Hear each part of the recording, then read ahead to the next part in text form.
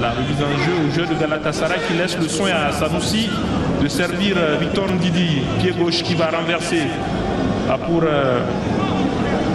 Olaoluwa Aina et Kong qui joue avec Balogun, son compère de l'axe. Là, on sent le Nigeria vraiment qui ne se presse pas du tout. Il a assez de temps pour préparer leur offensive avec des conseils qui s'appliquent au maximum, à l'image là de Chukwueze qui s'appuie sur Yanacho, Ndidi, Aina, Haribo Ayodele. En tout cas, ils confisquent le ballon, les Nigérians. Ils confisquent le ballon, mais heureusement qu'ils ne sont pas aidés par la pelouse parce que les transmissions ne sont pas d'un bon rythme. Parce que pour une équipe comme le Nigeria, il aurait fallu mettre un peu plus d'intensité. Malheureusement, la pelouse ne permet pas de mettre du rythme. Voilà pourquoi j'ai dit en début de partie que cette pelouse avantageait beaucoup plus les Béninois qui étaient beaucoup plus une équipe à vocation défensive. Les Nigériens seront empêchés de jouer. Voilà, on voit la pelouse là sur ce terrain, c'est compliqué. Quelquefois, ce n'est pas un désavantage pour nous. Et là, on ne peut pas rougir pour cela aux 0 parce qu'on l'a dit pour l'instant. Avec ce score, les deux équipes sont qualifiées pour le compte du groupe L avant même la 6e et dernière journée qui est prévue.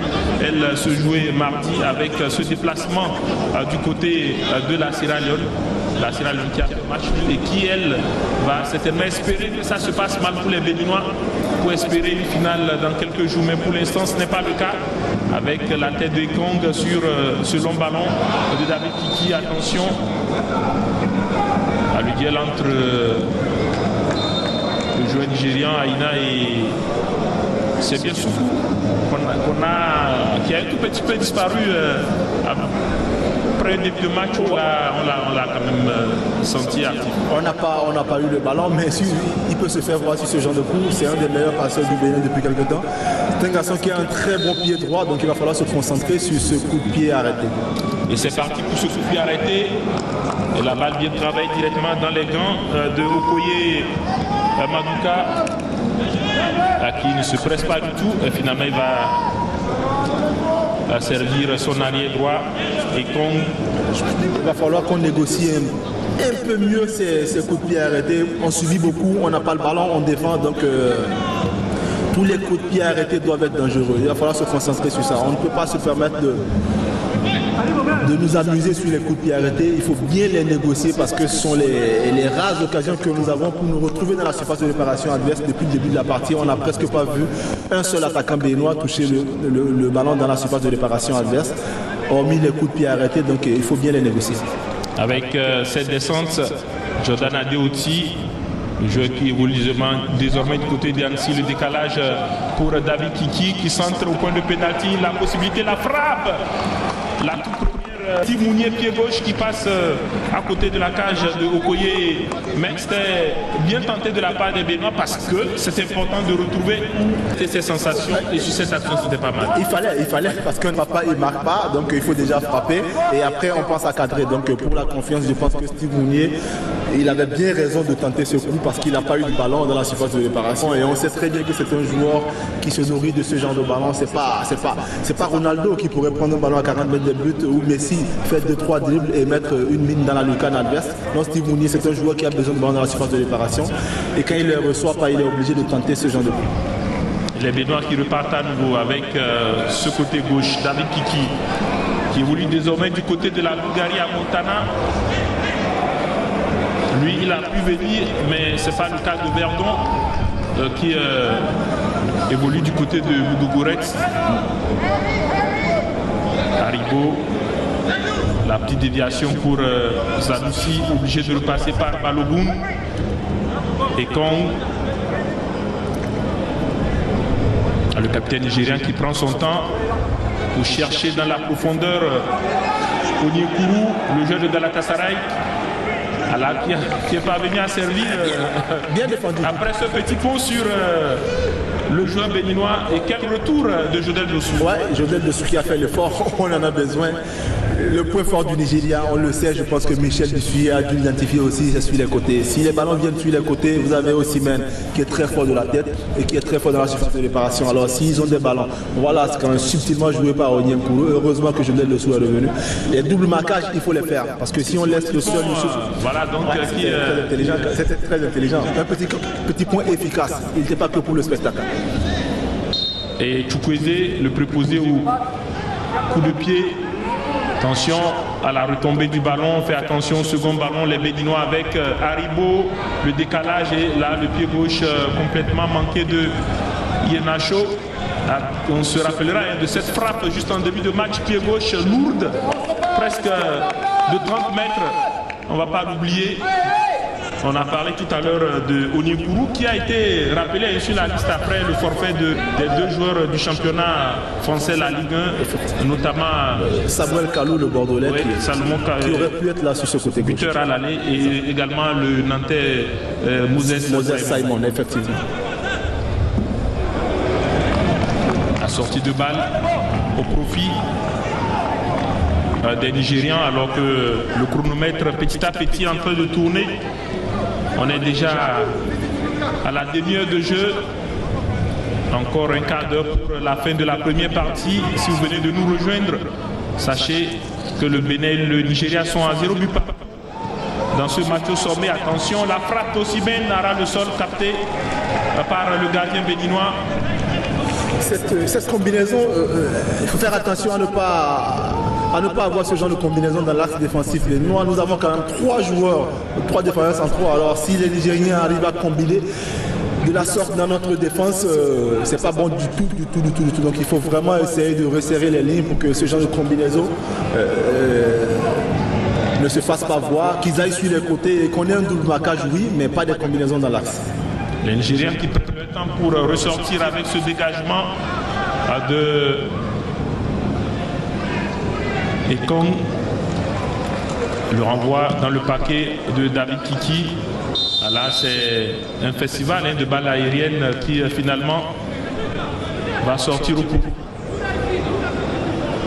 Des Béninois semble-t-il, alors qu'on ne le répétera jamais assez, les confrontations, surtout celles entre le Bénin et le Nigeria au niveau des seniors, tourner à l'avant. Attention, Onyekuru amène son déposé par le premier contrôle de Onyekuru, mais sur le deuxième, eh bien, il y a eu l'excellent retour du défenseur béninois, beau défenseur. Ouais, très bien défendu parce que là, il a mis le pied gauche, c'est-à-dire le pied qui est le plus près du bas, pas créer le pénalty surtout. Je pense que là, pour un jeune défenseur, on peut dire que ce joueur, il a progressé, passant par US Craqué jusqu'à aujourd'hui à Amiens, il a beaucoup progressé. Le corner une fois encore de Chukwueze, la tête d'Osimhen, attention au deuxième ballon avec Chukwueze face à Cécile Almeida. Il tente le dribble, attention, Ndidi, la remise renvoyée par la défense béninoise. Et c'est Aïna qui va écarter sur le côté. Les Nigériens qui essaient de se créer un point fort encore, donc il faut faire vraiment attention, redoubler de concentration. Avec Yenacho qui emmène son ballon face à David Kiki qui anticipe. Les Béninois qui vont ressortir. Mais finalement, c'est Aïna qui va dévancer. Jordan Adeoti et servir Balogun. Et Kong, Aïna, Ndidi, Haribo et son pied gauche, la longue balle, attention à ne pas jouer, à se faire peur sur cette action. Heureusement que c'était pas dans les buts. Je pense que il a d'abord cru qu'il y avait un hors-jeu de Osimhen et qu'il allait avoir ce ballon un peu plus facilement. Heureusement que le ballon n'était pas en direction des buts. Heureusement que ce n'est pas dans la cage, sinon on va suivre la suite de l'action pour les Nigérians avec cette balle qui va sortir en 5,50 m. Oui, la grosse frayeur. On a tous eu peur.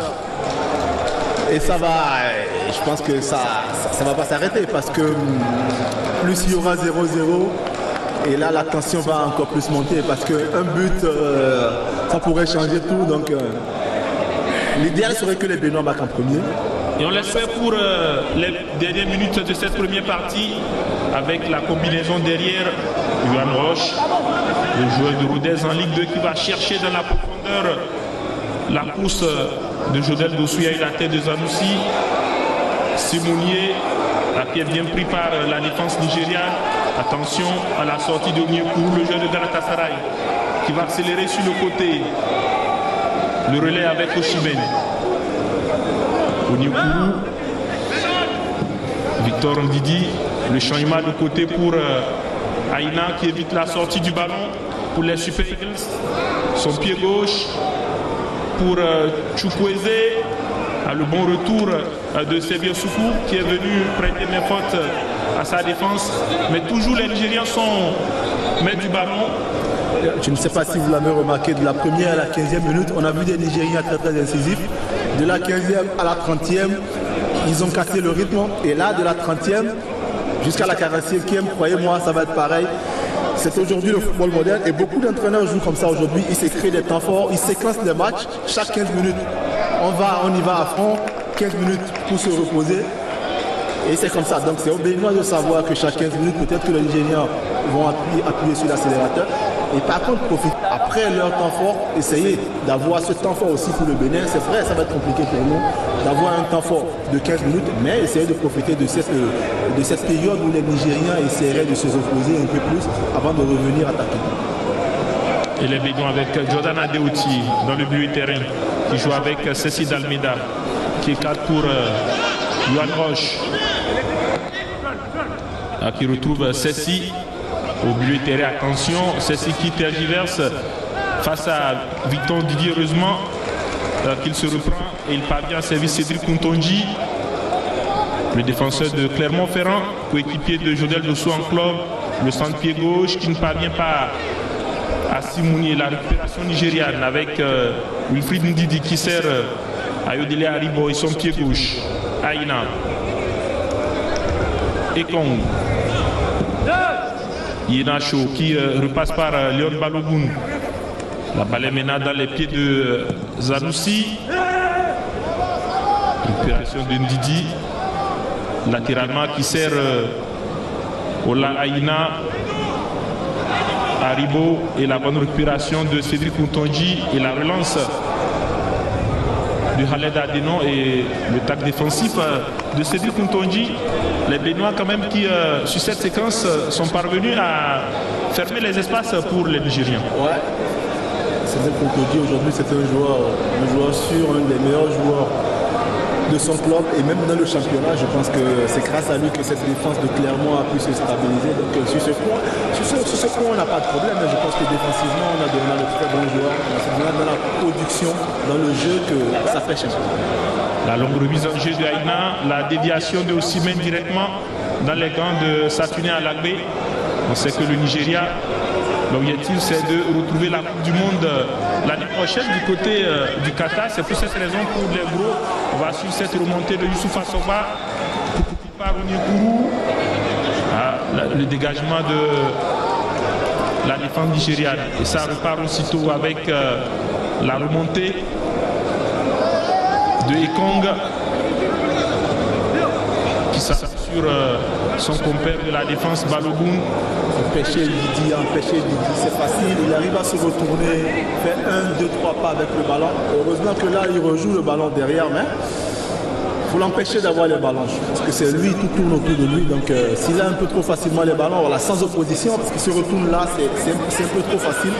Il va distiller les ballons sur les côtés et puis ça pourrait faire mal. Attention, le jaillissement de Yohan Roche et la déviation de Simounier pour Jodel Dossou à la lutte avec Zanoussi, l'arrière gauche. Et les Nigériens vont repartir les bases arrière avec Balogun et Komon. Ekong qui prend du temps pour se relancer. Il préfère s'appuyer sur Olaïna, Haribo Ayodele. Je parlais de cette équipe nigériane, tout comme le Sénégal, tout comme le Maroc, tout comme l'Algérie, qui prennent au sérieux ces 2 dernières journées des éliminatoires pour se préparer pour les échanges de juin, puisque en juin ce sera les premières journées des éliminatoires de la Coupe du Monde au Qatar. C'est là où ces équipes, ces gros du continent sont attendus. Et après, on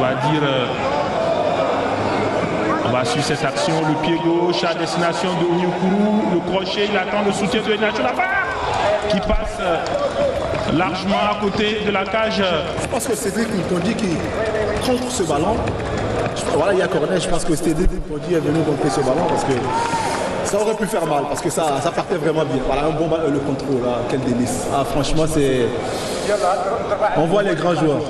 Là, on voit les grands joueurs clairement, et heureusement que Cédric Nkondi est revenu parce que ce ballon de Iheanacho partait très bien. Le corner à suivre de Sabin Chukwueze, le joueur de Villarreal en Liga.